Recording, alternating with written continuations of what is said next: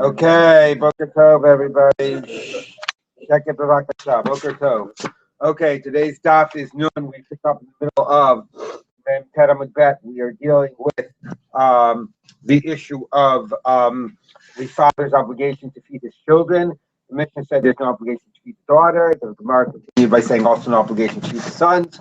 Question, which is one that I might have expected more of an obligation towards. Certainly, I would say the Pshat of the Mishnah seems to follow like Yehuda, that says there should be, in principle, more of an obligation towards the daughters, because daughters are the ones that can less provide for themselves in that type of a society. Nevertheless, the Mishnah said there's no obligation to feed either. However, there's a mitzvah to feed one's children. There's a religious, moral imperative, but nothing that can actually be sort of, enforced by the court, and we're about to see how that played out. Before we get to seeing how it plays out, if you take a look at the tiny little tosus on the top of Mem Teramud Bet, Kashem Ketanim, Tosa says, Avo Ketani Ketanim, L'chuli Amachayev, Kedamar B'sof Afapi. So we'll be seeing a little bit later that when they're really in their infant stage, there is an obligation, but once they are a few years old, we'll see exactly how old, but anyway, then there is not. So now the question is going to be, okay, but it's certainly societally expected and morally, religiously understood. But what happens if somebody is not doing it? So let's take a look as we continue in the Gemara. The Gemara says like this. Okay. Amar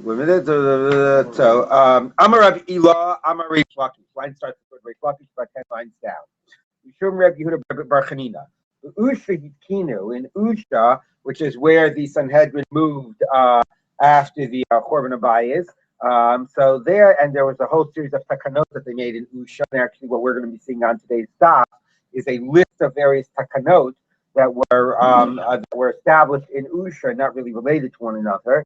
So in Usha, actually, I'm sorry, Rashi says that Usha was, excuse my mistake, is where the Sanhedrin moved before Chorban Abayis. If you look at Rashi, 3 lines from the top, Usha Kinu, Kishiyashbu Sanhedrin Gazit Usha, she az Mesar Golius Shikal Sanhedrin Kambar Rosh Hashanah. So this was actually before Chorban Abayis, but as the situation was getting worse and worse, and there was a sense that the Sanhedrin had the same way, sort of paralleling to the idea that the Shekhinah was slowly removing itself from Har Bayis, the Sanhedrin was removing itself as well. Anyway, so this period right leading up to the Chorban Abayis, when the Sanhedrin was in Usha, they made the following takana. So let's take a look. Usha Hitkinu, Adam. So this Rabbi Yehuda Bar Chanina says, I said, Rabbi Ilah in the name of Reish Lakish, name of Yeshua Bar Chanina. But Usha Hitkinu, Adam Zanes Banav Espinotzav Kishin Tanim. That a person should, interesting, like is obligated, let's say, or must feed his children while they are still small, daughters and sons and daughters. So do we rule that way or not? Which is pretty funny because normally out of the takanas of Usha are normally generally like assume that okay, there's halacha. That was a Sanhedrin, that was a takana. But let's take a look. We presumably understood that this one was not so necessarily universally accepted or embraced. So here, Rabbi Yehuda, when they, meaning like young children or whatever, would come to Rabbi Yehuda and say that they demanded to be fed and their father wasn't feeding them. So Amar Lahu Yaro Yalada Masa Shadya, would a serpent, a snake, only a snake basically, let me put that way, only a snake gives birth and throws their responsibility, onto the city. Or actually, I'm sorry, Rashi says that it's pitmiya. I think Rashi says, okay, keep on reversing myself. Yeah, right. So it's only the cruel type of a creature, the only cruelest animal would have children and not take responsibility for them and put that responsibility on others. So like you're being like a snake or a serpent, that you go ahead and you have kids and you don't feed them. Of course, the Gemara says that this proves that they did not rule like Usha, because the fact that they had to shame the person and try to persuade him rather than actually saying, okay, you're chayav to feed your kids, shows that they did not rule like Usha. Okay, I don't understand. Of course, he would never think that. No, they were being brought as a court case, and they were suing for whatever. And this is his response. His response wasn't chayav. His response was, "You're acting like a snake." So let's take a look. So the when they would come to Rav Chisda, Amalu would say, Kofule asita b'tzibora, overturn for him regarding him, the father, a mortar in the marketplace, like stand on a soapbox, essentially is the image. The Lake Layman, stand on it and proclaim, Orva boy b'nei, even a raven is concerned for his children. Who got low by b'nei, and this person has no concern for his children, that he lets them starve to death and he won't pay for their food. So Rashi, by the way, says that there's a question whether who's saying this. Are you forcing the man himself to say it about himself? Or a raven feeds its children and I won't feed my children? Or is somebody sort of a public crier, the one that's standing up and making this proclamation? But either way, the point is you're taking out an ad in the newspaper and you're saying the following deadbeat fathers won't support their children, but you're not actually legally obligating them. So you're shaming them, but they're not actually legally obligated.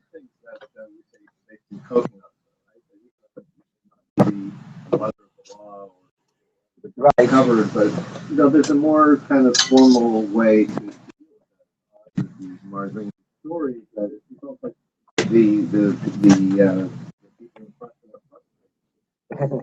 the right. So they say, go set it up in the marketplace rather than following which is established. Which is, I think, exactly the point, though, is that they understood that they were not empowered to legally do anything, so they were left with just a sense of social censure. But you're right, you do get this undertone of frustration. But if your question is why not? Why did they not just adopt this kind of whatever? Yeah, I don't know. It's an interesting question. I mean, normally you assume it's kind of susha they should have adopted. And in a way, it would seem like it would be easier. You have a whole apparatus, a court apparatus. Just go ahead and make the guy pay. Why also have to? It's like what we do nowadays sometimes because of the Laguna situation. We go, okay, so we don't have any legal recourse. We're going to try to shame the person. Yeah, but why? So I can't explain why the assumption was that they did not rule like Usha. But nevertheless, Charlie, you wanted to say something? Ravens actually typically are related here. Animals generally aren't. You mean in terms of abandoning their kids? Yeah. Well, that's the Gemara's next line. Let's read the next line. The Gemara says like this. Order by bunny. Oh no, actually the opposite. I'm sorry. Because the Gemara had said that a raven does take care of the children, and you won't. So the Gemara says, order by bunny. Does the raven really take care of the children? That God takes care of the children of the raven that call out to God, which basically means that the raven isn't taking care of his own kids. So the Gemara says, so how come you say that I'm worse than a raven? So the Gemara says, Lo kasha, there are different species of ravens, the white and the dark black one. So whatever. Some of them the ravens take care of their kids, some of them they don't. Rashi says that it also, that's what Tosfos says, different species. Tosfos says it's ages. When ravens are just born, Rashi says they're white. I have no idea if that's true. Anyway, he says that then the ravens don't care for them because then they don't look like they don't look like ravens. It's only when they start getting black into their feathers or something that then they start paying attention to their kids. Yes. I was going to say though, that the Beit Din is empowered to something, and they hang the guys. Let it be, I don't understand. That's the no, being always Beit Din empowered. Guy never let no one ever think they're going to go against. Yeah. Okay. Fine. You're constructing the whole thing, but Gemara is a case. Is a case in the Torah. I mean, the Gemara. What can I tell you? The Gemara understood that the reality was not that way. The reality was that this was their only recourse. All right. So that I don't know. So I mean, if you could say which is pretty interesting because okay. Anyways, the Gemara says like this. Also coming to Rabbi when they came to Rabbi Amalei, he said, you want your kids to have to be paid from tzedakah funds? So he would also shame him, but not to be, but not in the same type of public shame. Try to make the person feel embarrassed about his own actions. Now, all of this is that will shame a person, but we won't do anything about it. Is that he's not a person of means. If he's a person of means, then we would force him. Why would we force him? We would force him not in terms of the legal obligation to feed your children, but in terms of the fact that we can force you to give tzedakah. And if we can force you to give tzedakah, well, we can force that tzedakah to be directed to your kids. Because, charity starts at home. They're your primary obligation, right? Which is actually a fascinating whole question about Meiser Ksafim.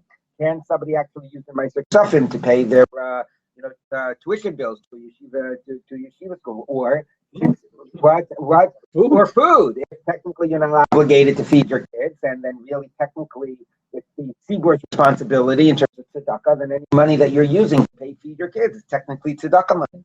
So those are interesting questions within Meiser. So anyway, here the Gemara says that if he does have a person of means, we can force him to feed his kids through the legal obligation of tzedakah. Like Ravia forced Rav Nathan Bar Ami. Now, this is not a mice. This is not a question about feeding the kids. This is just demonstrating that you can force a person to give their tzedakah responsibilities. Now, what is a person's tzedakah responsibilities? In terms of your own personal tzedakah responsibilities, you really don't have any. Meiser stuff in is a minhag. It's not really. It's not in the Gemara.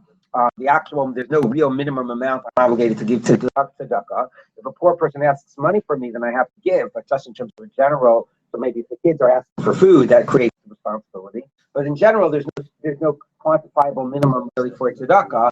But what the city would do is the city would arrange its own type of tzedakah collection.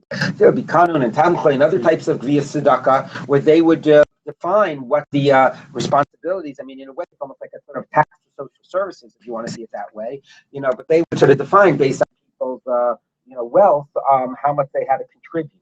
So that's what we're talking about. So here you see, and that they were actually empowered to force people to actually contribute. Yeah, Abraham is probably an exaggeration. Anyway, so once you see that we have this mechanism of forcing people to give their tzedakah allocation, we could use that for somebody who has the means to force him to feed their kids. Okay, so that's the end of that kind of solution that even the mission says there's no obligation. It wasn't kind of solution, but in the end of the day, for some reason, wasn't really adopted. And then we are left with public shaming and using these other types of indirect means. Let me just point out one quick thing in Tosfos. So Tosfos has a question, famous Tosfos. Akshay Rava, if you look at Tosfos, he says,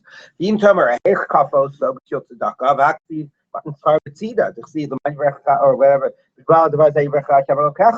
So it says that you'll be blessed if you give tzedakah.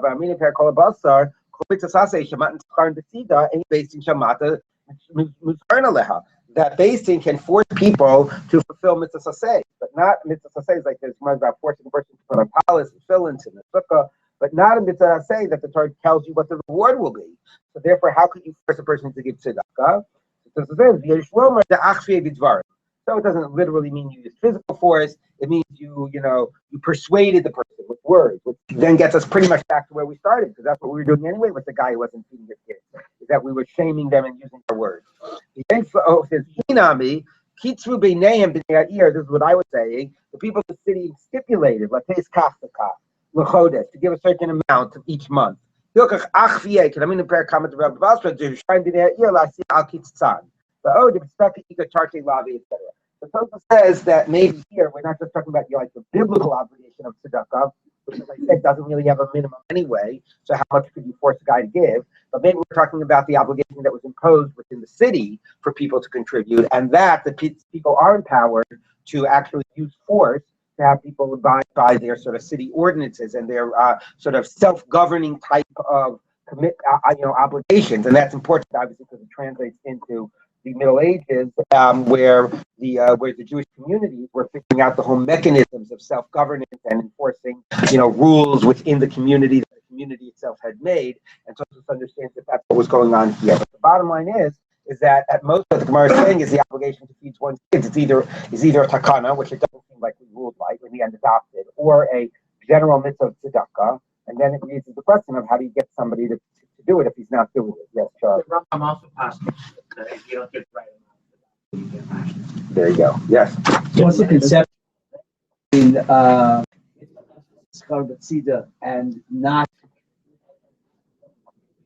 the motivation built in? Seems to be. Yeah. There's already a kind of and that God is making clear that God's going to take care of it, I guess. But, but not with money, that was with we're dealing with agriculture. Okay, back to the Gemara. So that was one kind of which tried to restore some balance to the Mishnah's idea that there's no legal obligation, but the Gemara again concludes that we don't really adopt that kind of. But again, as we'll see later, there is a legal obligation for very small children. So now the Gemara moves on to other kind of solution, and this is going to be with the rest of the daf for today. So let's take a look. The Gemara says like this: Amar Rabbi Amar Reish Lakish. Ushitkinu and Usha they established if somebody writes over all of his property to his son while he's alive, and why exactly he's doing this is not clear. Maybe it's a type of a tax dodge. Maybe he's doing it for just he wants to give it all to his son. Who each zoning means a specific son. No, a specific. It could be all sons, whatever. It doesn't matter. Fine. Anyway, he and his wife can continue to be supported off of that property. His wife has rights of mizonot, right? As we've learned, her ksuva rights.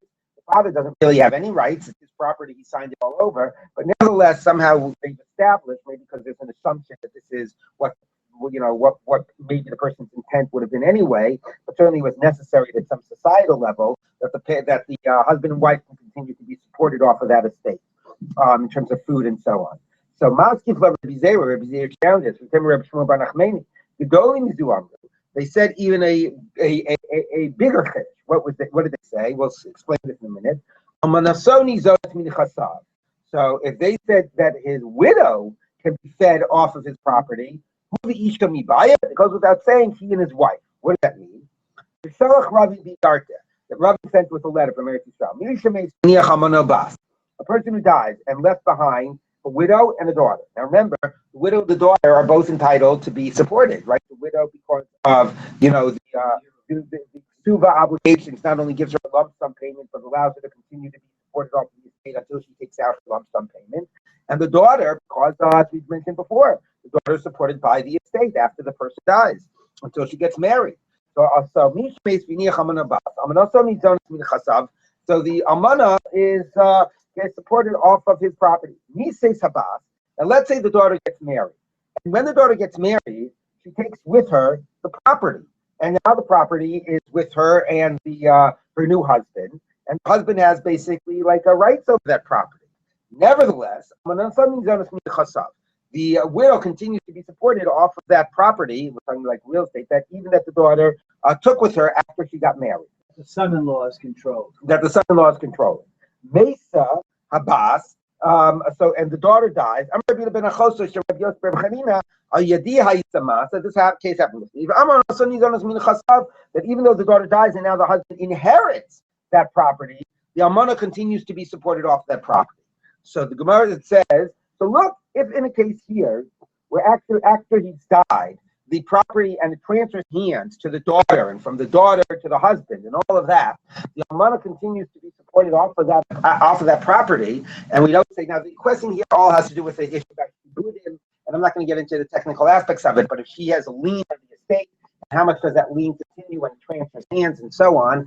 But if we're going to say that that's true in this case by the almana and the daughter after he's dead, how much more so, says the Gemara, when he hasn't really hasn't transferred hands? He's just given it to his son. So, meaning there's a question about clearly the lien that the right that they have, would be, it might be something that if I sell it to another person and the person spends money and it goes out of my control, I might therefore say, well, maybe the lien that the wife has or the daughter has or whatever is limited in those cases to continue to take that property and to pay off that ongoing debt. Because part of the challenge here, it's like, well, why not? Aren't all debts have liens on the property, and aren't they also supposed to be collected when the property changes hands?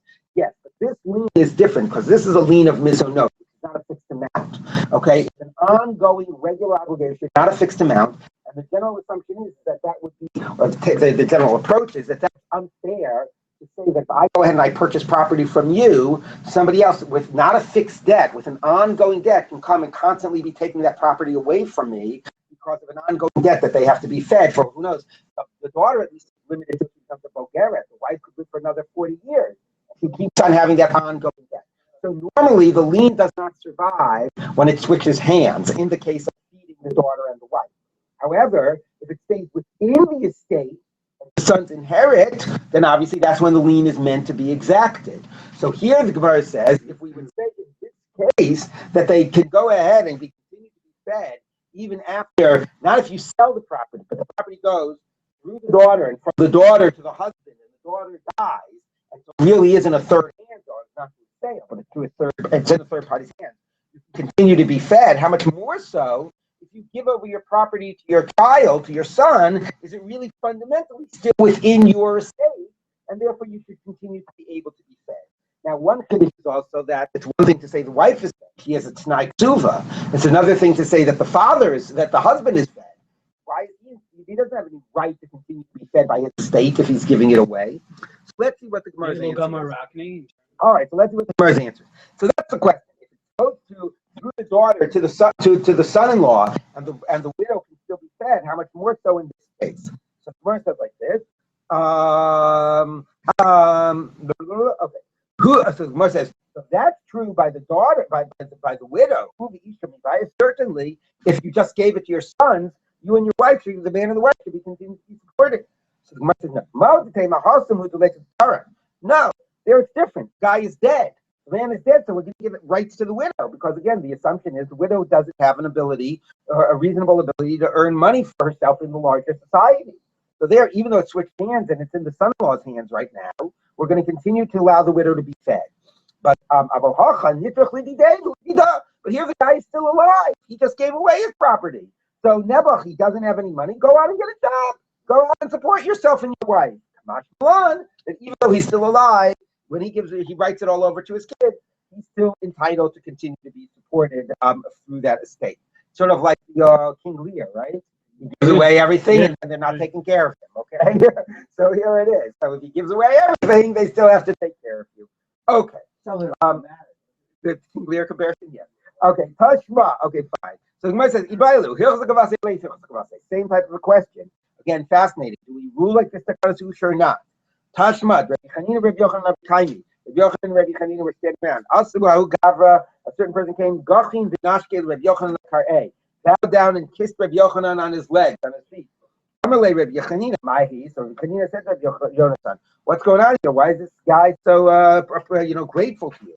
Amalei, Mahi. Amalei, Kozim Nechazav Lebanavu. He was a guy, he had written over all of his property to his kids. And I forced the kids to support him. So Marta, again, this is going to be quite similar to the whole idea of public shaming. From the fact that you had to force the kids, sounds like they weren't legally obligated. If you say we don't rule that way, there's not legally obligated. That's why you had to force the kids. Okay, and that's why, as Rashi says, he was so grateful. But if you say that it's the law, so of course you have to force them, or one or two ways of reading. Either way, you have to force them through extra legal means, just have them obligated to pay. Or the other way of reading it is, of course you had to force them because they were legally obligated, so why was he so grateful? But either way, what it boils down to is the fact that he was so grateful showed that it wasn't a strict legal obligation. So again, quite fascinating. You have these two kinds of ushas, which the Gemara says we still deal with in more ways of persuasion or social pressure, but we don't actually rule like them, even though they're there, even though it seems like they're pretty necessary. So I can't really understand why they wouldn't. Why, since the facts are reflecting the idea that they're necessary, legally speaking, you would think that the Sanhedrin makes it takana, you have to keep by it. Why it have developed that it was assumed that they didn't really adopt the takana usha, I don't know. Now we get to the third takana usha, perhaps the most famous one. Amar Rabbi Law, said Rabbi Law, somebody that there's not a word of waste, that that is prolific with his money, that scatters his money, basically gives away all of his money to tzedakah. He can't give away more than 20%. Okay, now by the way, what's important in the historical context is that there were definitely, like some of the stories in the Christian Gospels, is about people giving away all of their money and making themselves impoverished, and they're following, in order to be a follower of Jesus. And the rabbis were very much against that. They said it's not helpful to, not only is it not helpful to society yourself, it's not helpful to the poor. If you're a person that's wealthy and able to make a lot of money, keep on making a lot of money and just give regularly to the poor. Don't go ahead and impoverish yourself. And that's what the Gemara says here. We talk similarly. Maybe you will yourself become poor, even more than 20%. Doesn't even say don't give away 100%. Don't even give away more than 20%. Maybe you'll fall on hard times, and then you'll need other people's support. And you're in a very nice situation right now that you're self-sufficient, and better to don't kill the goose that gives the golden eggs. You're self-sufficient and continue to be productive and continue to give a reasonable amount each year to tzedakah. Not stable. Right, exactly. There's a story about somebody who wanted to give away more than 20%. And his friend did not allow him. Umanu, who was that? Rabbi Yishaveh. Rabbi Yishaveh, or something Rabbi, I don't know. Rabbi Yishaveh was one who wanted to give away, but Rabbi Akiva didn't allow it. Okay. My crow, where's the verse that says this?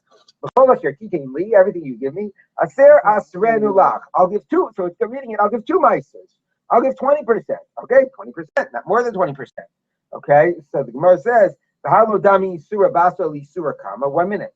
The second tenth is not the same as the first tenth. Right, if you have 100 and you give away 10%, then you're left with 90. You give away 10% of what's left, that's 9. Right? 10% of 90 is 9. So it's 19%, it's not 20%.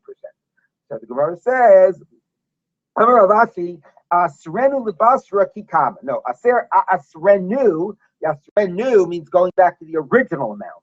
The second meister will be like the first meister on the original amount. So the total will be 20%. Okay. Now I read one more thing, and I'll go back and say something about this.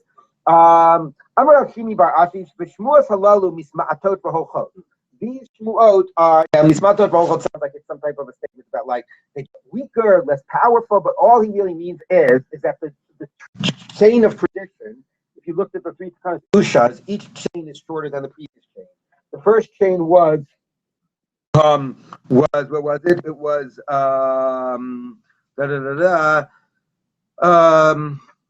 where was it? Yeah. Amar Rabbi La, Amar Reish Lakish, Mishum Rabbi Yehuda Rabbi Chanina. So Rabbi La, Reish Lakish, Rabbi Yehuda ben Chanina. The next stage of tradition was Amar Reish Lakish, Mishum Rabbi Yehuda Rabbi Chanina. The third statement of Usha was just Amar Rabbi Yehuda Rabbi Chanina. So it's all the same stage. I'm sorry, did I do it the wrong way? No, it was Amar Rabbi La, Amar Reish Lakish, and the third stage was just Amar Rabbi La. Okay, so it was normally like A, B, C, Usha, and then it was just A, B, Usha, and then it was just A, Usha. So you get only like the last person in the chain. Now the funny thing is, of course, as I've said it before, I don't understand, but to get all the way to Rabbi La, it had to pass down those generations. So what difference does it make if you're quoting prior generations or you're not? So the answer is what those chains of traditions mean when they are quoted means who is the first one, not just to have taught this to his students and passed it down, but who is the first one to have effectively published it? Like, publicly sort of said, here is, whether it's Memra, whether it's a historical statement, Constitution, and so on. So if it's Amar Rabbi La, it means until Rabbi La, nobody had heard of this. Now Rabbi La is saying that he got it through his Rebbeim and so on. Presumably you needed that chain of tradition for it to get down, but it hadn't been stated until Rabbi La. So what we're saying is that these three takanot, each one only surfaced at a later stage. The interesting irony is that while the Gemara is clear we don't paskin the first two takanot, this idea of tzedakah we do paskin. You're not supposed to. I don't know. That you're not supposed to give more than the 20%. That's one thing. That's just, by the way, the Gemara has a little mnemonic. The Gemara says like this. You see, the way to remember the order, which one has the longer chain of tradition, Tanin Kisvu Bizbazu. The children wrote down and squandered. So what does that mean? The first one was about your obligation to feed your minor children. The second one was about writing all of your property, kosei, writing all your property to your kids. And the third one was about squandering your money to tzedakah. Fine. Now, right. Oh, that's too interesting. Okay. Anyway, so now I want to do other things about the tzedakah things. Number one is, or three other things. Number one is, first of all, the idea of 20%, as the Gemara indicated, Aser Asrenu, pretty much parallels the normal amount that people would have to give when they were working with Truma and Meiser, right? They'd have to give Truma and then Meiser Sheni, and even the Gemara points out that's more like 19% plus Truma, maybe it's 19.5%. Then you add the other things that you would give, Kurim and the matanos of the behemoths, and the matanos of the behemoths aren't good compared because they're not from the same source of income. Anyway, it's pretty close to what you would normally give. So on the one hand, when it sounds like, oh, you want to be very prolific, we'll let you give twice as much as the standard. And the time that you're giving, from your grain, it's exactly what the standard is. Although it's true that there it doesn't always go to the Aniyim, like a lot of it goes to the Kohanim and so on, but it goes towards religious purposes. It's out of your pocket, true. So that's number one. Number two is Tosfos has, then the question comes 20% of what? So take a look at Tosfos. Tosfos says, Al Yivazes Yosef Michomesh. Tosfos says a very important question. As far as Biyushalmi, Shapam Rishona Yachol Yivazes Chomesh, So the first 20% is 20% of your principal. Then it is a big thing. Because normally when you give Meiser, you're giving Meiser off of your income. Here it's talking about you actually want to give away your principal. You want to give away your collected asset.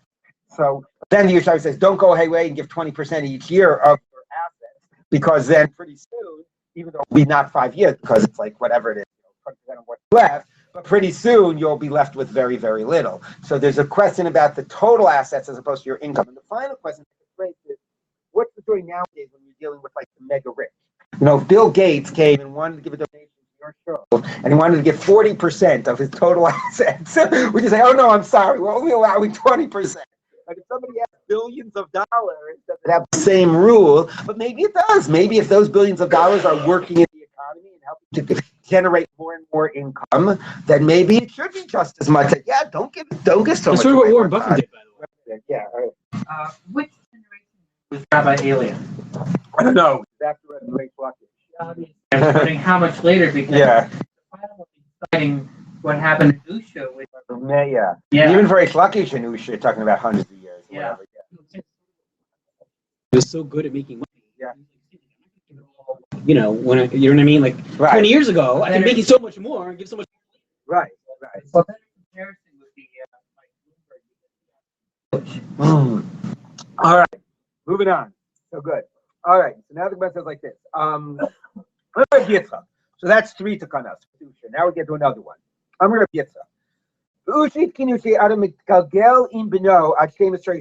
we get back to obligations to the kids, but this is not the feeding obligation, but it's the Torah obligation, and it's also a little bit, as we'll see, a little bit not just about rights, but about restrictions as well. Or not just about obligations, but about rights and restrictions. So in Usha, they established that a person should roll along with his son, meaning in terms of trying to educate him in Torah, till he's 12 years old. Meaning, in sort of as Rashi says, be more of a nurturing, supportive type of an educator. If already at 12, he's not putting his mind to his studies and he's not succeeding, Yordi Molachayav. Then you go into his very livelihood, or what does it mean, livelihood? Into his life. You're more invasive.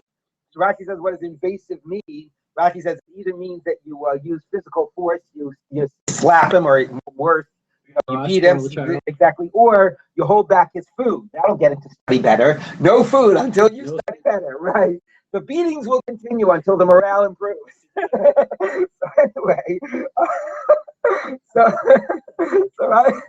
Rashi says, Yoredi Molachayav, to beat him with a strap, and hold back the food. All right, so it's pretty. I understand. It makes you realize a very different type of an educational system or a parenting also that was done at those times. Okay, Amy, is this really true? Rav said Rav Shmuel Bar Shilas, Batzimi Bar Shis lo takbio. Bar Shis kabio. So Rav Shmuel Bar Shilas was a teacher, was a cheder teacher, and he says, don't accept kids into the cheder under 6 years old. Don't accept them into the school, right? So the same way now, first grade starts at the age of 6, right? No kindergarten. Don't accept them under the age of 6. Starting at 6 years old, kabio, accept them into the school. The safi lekitore, and stuff it down their throats like an ox, right? And you would force feed oxen. You would you'd put the food on it into the throat itself, so the ox could do nothing but swallow it. So stuff it down their throats. 1 minute. So you see that if it says you force feed them, presumably it means that you use some real force in order to do it. And you're saying that you don't use force till 12 years old. So the Gemara says, in Sofi Leketara, yes, you stuff it down their throat. Miu, but you don't actually, get down, you're not invasive into their lives by, again, beating them or punishing them or whatever until 12 years. So it's one thing to have a very demanding school and a demanding curriculum. It's another thing to be, to actually be invasive physically and otherwise in order to make sure that they get it. Yes, Charlie, you want to ask a question? The mission of 5, right? Yeah, so it's nice to reconcile this with the mission of us. Okay, take a look at those. So Gemara says like this. Okay. The eBay saying, if you want low kasha, it's not difficult, whether it's 6 or 12. Halamikra halamishna. At 6, then you actually can, you can use force to get them to learn Torah. But when it comes to Mishnah, there, until they're 12, you give them until 12 to be more nurturing. And only at 12 on do you start using whatever. The Amar Abaye, right? So it doesn't all reconcile. Amrli Ain, my mother, which wasn't his mother's nursemaid, said to him, Barshis Lemikra, at the age of 6, you start learning Torah. Again, doesn't fit with Pirkei Avos, it says 5. Bar Esther Lemishna, 10, you start learning Mishnah. Bar Tleiser Letanisa, when you're 13, Beis Leis. When you're 13, you have to fast for a full day. But with Tinokas Bas Tracer, and by girls at 12, they have to start fasting for a full day. Under that, obviously, then they're Bar and Bat Mitzvah. Rashi tries to say it means a year before Bar and Bat Mitzvah, so it's discreet. Anyway, before that, you start doing partial fast, but the full fast is only a Bar and Bat Mitzvah. Again, the problem here is that it says 10 for Mishnah. We're saying 12. So whatever, from 10 to 12, you do it in a more nurturing way, but at 12, you start using some real force. Okay. Amar Rabbi, now that we're talking about young kids and Abaye's nursemaids and her wisdom, we're going to go on with it. Amar Rabbi, Amarli Aim, my nursemaid said to me, Hi Bar Shista Tarkale Akrava, if a 6-year-old kid, a scorpion bites him, Yoma de Mishum Shis, on the day that on his birthday, the day he became sick, he won't live. Maya Sute, now how do you cure him? So you won't live, you won't cure him. So Rashi says he won't live unless you do the following cure. Okay, Joseph says he won't live. Here's what you have to do to prevent him as a preventative measure so that if it happens, he won't die. But Rashi is probably a little more shocked. Okay, he won't live unless you do the following thing. Maya Sute, what's the cure? Mararta Dedaya, you take the bitterness, or it might mean the gallbladder. How does it translate Mararta? Is it the poison or the gallbladder? The bile? The bile. Okay, the bile of a daya, which is a particular bird in the Torah, chivarta, a white one, white vulture, thank you. The bile of a white vulture, b'shichra, you somehow boil it with mead, nishviye, and you rub it on the either all over the child or at the place of the wound, v'nashviye, and have him drink it. Hi bar shisa the tartle zibura. Now, if a hornet stings a 6-year-old, biyoma de mashim shisa, and the day becomes 6, lo chai, won't live. Maya sute, what's the cure? You take some type of a thing of vine that grows around the palm tree, the maya, and you boil it in water. You rub it on and then you have him drink it. Amarav Katina. So again, we're dealing with educating your kids at a young age. Okay, anybody who brings his kid into the cheder under 6 years old, ratz acharav ve'eno migio. So you'll have to run after him and you won't reach up to him. Now, he'll be so intellectually. It could mean he'll be intellectually. That's the Gemara is going to say in a minute. But the Gemara apparently here, Rashi says, but it's clear from the Gemara later, understands it means you're going to spend all of your time chasing after him to try to get him to be healthy. No, to try to get him to be healthy, and you won't accomplish it. Meaning, again, he's too delicate at that age to be putting into a full day of cheder, especially if they're using the ruler and the strap. And therefore, you're going to be spending all of your time trying to, he's not ready for it yet. Trying to protect him or get his strength strong. So the Gemara says, "Ikadam." Some say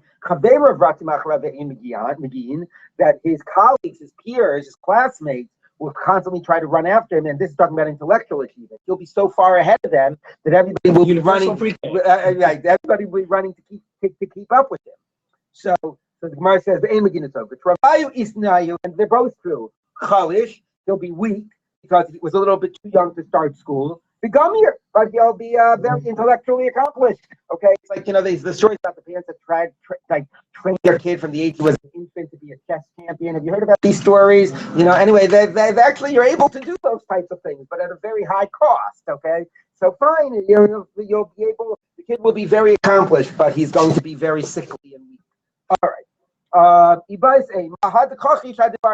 it depends. If he's weak, then you don't start him under 6. If he's strong, you start him under 6. All right.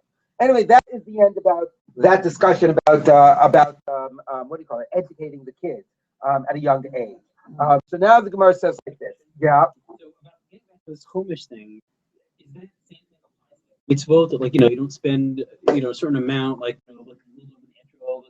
Yeah, so there's a question. This is another discussion about spending a third more than the going rate or whatever. How much is the idea? Yeah, Michael makes a good point of mentioning that the idea of, I'll say one sentence about this, a very important point, but the idea of not spending more than a fifth for tzedakah, it's translated, there's 2 other numbers that are used for mitzvot. One is that idea of how much do you expend for hidur mitzvah, and some say a fifth, some say a third, but there the idea is more than the going rate was. Like if the standard esrog is $50, those spend $100 for a Mahuda restaurant, spend 30% more than that, or 50% more than that, $75 for a Mahuda restaurant. Okay, but then the question is, how do you establish the baseline?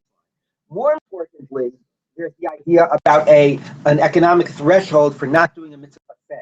Whereas this Gemara speaks about tzedakah, and if you're not giving a fifth, you're still giving something. You're still giving $1. You're not doing it. But interestingly, the Rishonim and the Poskim wind up using this as a model for saying that if a mitzvah say, not a lot say, the lack of performance of an assay is going to cost more than 20% of your. Well, the question is, does annual income doesn't mean your current assets. Phase, but more than 20%, then you don't have to do a mitzvah say. So let's say, for example, even let's say I've got sukkah, lulav and esrog. I don't have a penny to my name. Do I have to buy? And nobody's going to lend me a lulav and an esrog. Do I have to borrow money and go in debt, or spend my last dollar that I would have used to put food on my table to buy a lulav and esrog? And the answer is no. And they wind up using this Gemara about the fifth and the 20% as a model for that. Although again, it's a questionable model, but that becomes a very important principle in halacha, which is that the lack of performance of assays there are thresholds for, and there are monetary thresholds, and there are also other types of thresholds, and things that would be so like completely like like whatever posting discussed situations which would be comparable to are more not just imposing but whatever are more onerous than just 20% of your money also serves as a threshold for when you have to do it. Well, yeah, okay, yeah, so that's internal within okay. Right. Yeah, right. Yeah, so that's a good point, right? So the idea that there are a few cases where you're supposed to borrow money. I mean, the case of the Arba coming up with Yifchesu Lo, the Rashbam and Rashi already pointed out, Yifchesu Lo is others should not be focused to him. It's our communal obligation to make sure he has our bakosot.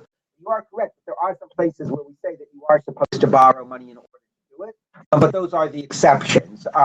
Yeah, I mean, there's other cases also, like, the Minchas Chiluk says, like, how could there be a mitzvah to go to war? It's pikuach nefesh, and it's mitzvah say. You're not supposed to. It's not one of the Yahag Vayavors. It's not one of the to risk your life, and it's only mitzvah say anyway. Okay, or how could I have an obligation to educate my kids? That's more than a fifth of my income, So there are some mitzvot where it's incorporated into the understanding of that obligation. There are some exceptions, but this also still doesn't become a general rule.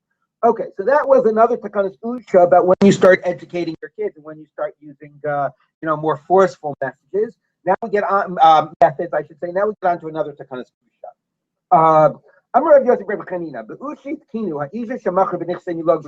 This is also one of the more famous ushas, presumably because we rule like it. If a woman sells, remember what the nichse milog are. There's property that she brings into marriage that she has title to, and that the husband gets the payroll, but she retains title to. So liquid assets? No, not have to be liquid assets. She owns a farm somewhere. Oh, right. Okay, but she retains title to, but the husband gets the payroll, the benefit. And now, so she retains title, she's going to sell it to somebody. If she sells it to somebody else while the husband's alive, the husband still gets the payroll. Okay, then because he still has the right to the payroll of the property. Then she dies. Now that she's dead, the husband inherits the next log. Okay, he inherits his wife. But this property was already sold. In Usha, they say, no, he can still collect that property, even though she sold it. He is still considered to have enough of a not just a lien and not just a right to the payroll, but essentially be seen as an owner of that property. He will at least, in the fact that when he dies, he will actually be able to take title of it. Okay, which is B'ushi, Kino, and Nisha, they established. Here's the woman sold these nichse milog while her husband was alive. And then she dies. The husband can take away from the purchasers. He doesn't own it so much to prevent the sale from going through, but he owns it enough to take it. Of course, you realize the irony. She sold it to these people, and these people that bought it don't get to eat the payroll because he still has rights to the payroll. And then to say, okay, fine, but when she dies, then they'll but she dies actually, then they lose. What do they get? They got nothing out of it. All they got out of it would be that if he were to die, then they would become full owners of it. But if he dies first, if he were to die before her, but if she dies first, then they got nothing out of it. Now maybe they can go back to the woman and get their money back. That has to do also with achrayas and so on. Okay? but they treated him not just as somebody who has rights to the Beirut, but actually as an owner. So it points out that based on the debate of Rabbi Yochanan Lakish, where the Kenyan bears Kenyan Haguf dummy, right, whether owning the Beirut is like owning the property itself, you might not need to kind of Usha. He discusses whether you would or not. But the point is, the husband who has rights to the Beirut is considered to be an owner, and therefore, with these consequences, that if he dies first, he will take it away from whoever else is in possession of it. Okay, so now the Gemara says like this. I'll say Rabbi Yosef Bar Yosef Rabbi Yavo. Rabbi Yosef Bar Yosef son Rabbi Yavo. Davikai be'uchus to the Usha. He was there giving a shiur amongst the masses in Usha. Amalai, he said, Man Mari Gishmata the Usha, who is like the head of the teachings of Usha, the Rosh Yeshiva here. So Amalai, Rabbi Yosef Rabbi Chanina. Rabbi Yosef Rabbi Chanina. He taught him 40 times, like he says, to remember who was the. So like me, I can't remember anybody's name. So it says he had to learn 40 times who was the Rosh Yeshiva there in Usha. And it's like he put it in the back pocket. It's so funny. When you say that about complicated halachic rulings, it's like to figure out who the Rosh Yeshiva was. But anyway, that reminds us that if you remember the what do you call it? Right? It was of course Rabbi Yehuda, Rabbi Chanina, but maybe down the same. Yeah. What? Where are you? Oh yeah, the first one was B'ushi Kinu, Mishum Rabbi Yehuda Rabbi Chanina, Rabbi Yossi, right? So that's what I was running, right? So here's Rabbi Yossi Rabbi Chanina. All the previous teachings of Usha were in the name of Rabbi Yehuda Rabbi Chanina, but maybe that's why you had to learn it 40 times to make sure it was the same or a different person. Anyway, right? Okay. Anyway, but it could be that all the traditions of Usha we were telling before was in the name exactly here of Rabbi Yossi Rabbi Chanina. Okay. Often had very particular about who said what. Right. I mean, often you find, there's different versions. Right. Maybe Gula. They don't know, so they say one said this, one said that, but it's very important to tomorrow. Yeah. Exactly what. Absolutely. But the idea of 40 times to remember a name seems a little funny. Yeah, okay. All right. Fine. Now the Gemara continues. Okay. Right. Okay. Ashrei Shomei Mishpat Tzedakah B'Kolei. Praise is the one who does justice, who does righteousness at all times. Tzedakah in Tanakh is not tzedakah of gifts to the poor and charity. It's sort of righteousness. But the Gemara reads it as our contemporary meaning of tzedakah. But he has to last with tzedakah b'chaleis. Can somebody constantly be giving tzedakah? Darshi Rabbi saying Yavna. So in Yavna they interpreted Ramali Rabbi Lezer. We come full circle to what we started. Since you're not legally obligated to feed your kids, if you are providing for your kids and you're doing tzedakah b'chaleis, they're living in my house rent free. They're eating from my food without paying for it. So every single day you're supporting your kids, and you don't legally have to. So there you go. That is tzedakah b'chaleis. And that ties back also to the idea that if a guy isn't doing it, you can force him to give the tzedakah. Where was it? This is somebody who raises an orphan boy or girl in their house, because that's maybe as opposed to the other thing, which might technically be tzedakah, but at a societal level, of course, everybody is doing it. So, it's nothing special about that, even if technically it's tzedakah. But raising orphans, taking in foster kids, or, adopting a child, raising an orphan, right, umasiyan, and then you get them married off, so then they're able to be provided for even after you, right, because now they're married, and so on. Either the boy is now self-sufficient, able to take a wife, or the woman is now being protected for. So then you constantly ensure their future success, and you raise them in a way that's exceptional. That's not everybody takes care of their own kids. Umasiyan. So that's a very nice interpretation by parallel about something similar to raising your kids, but again, in a way that's not normally done. The person has wealth in his house, and his righteousness stands for future generations. Again, here I'm reading it as tzedakah.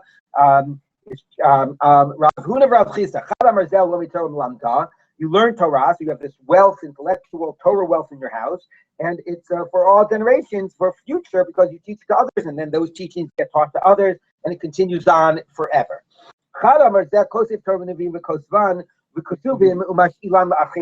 That you write the Sifrei Tanakh and you lend them, so that's Omedes La'ad. It's actually a physical, concrete thing that now will continue to educate other people.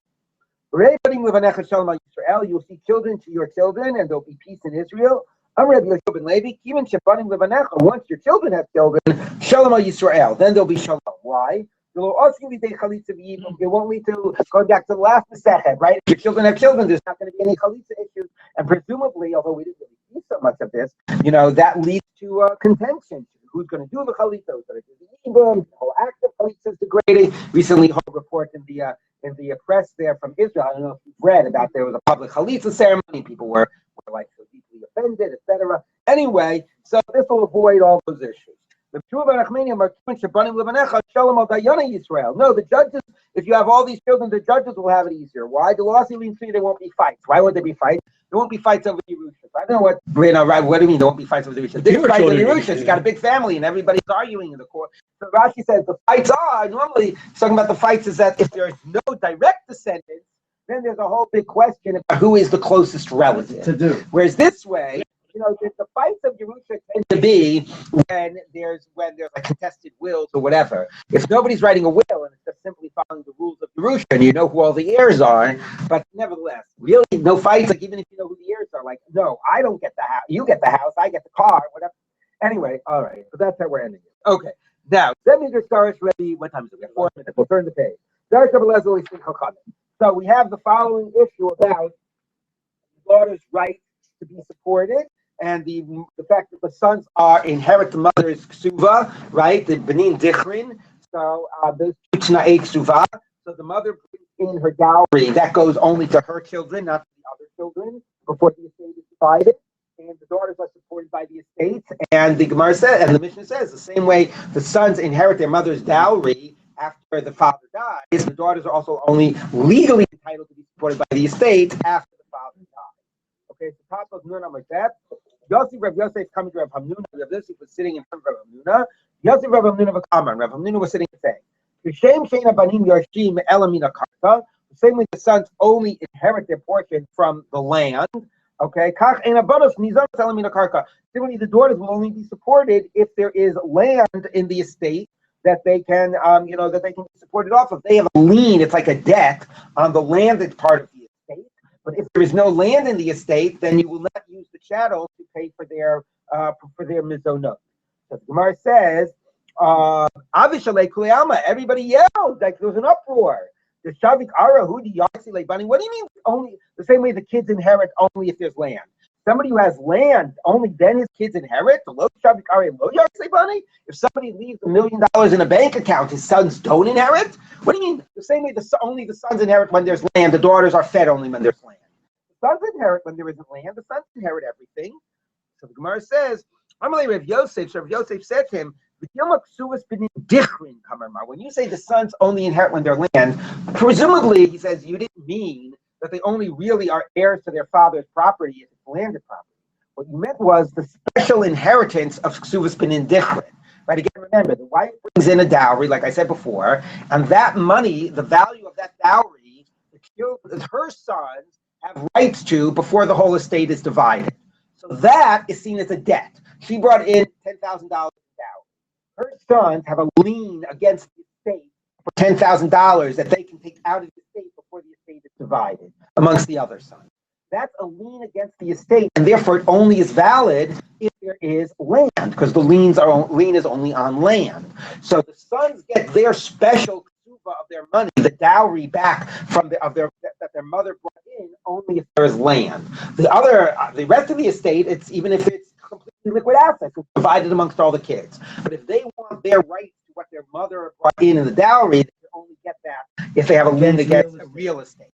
And the same way that's true for the sons. Also, when the daughters want to get fed, that's also seen as a type of a debt against the estate, and only exists if there's actually real estate. Let me just read it. Amalei. So he said back to him, Mar de Gavar Rava, who you're a big Talmid Chacham. So Yada my Kamina, you understood what I was saying. That's exactly what I was saying. I was saying that they only get it based that the sons get their mother's dowry if there's real estate, and the daughters get fed if there's real estate. Let's just read a little bit more. So Amar Rabbi Chia Bar Yosef, Rav Zan Michite de Aliyah. When Rav had to feed the daughters from the estate, he fed them even from the grain that was up in the attic, which basically means even though there wasn't real estate.